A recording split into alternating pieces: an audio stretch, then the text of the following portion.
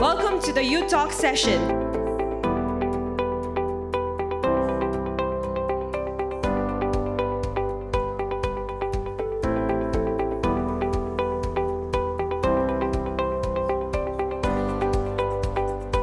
It is with immense pleasure that I welcome you to the 9th edition of the Everest International Model United Nations. Let's look into this question.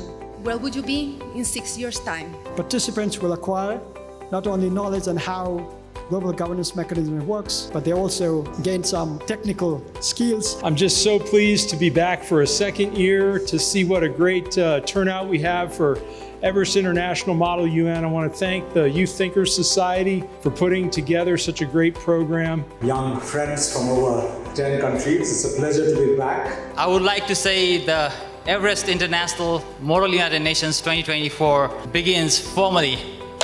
Thank you. Put together by the Youth Thinkers Society here in Kathmandu.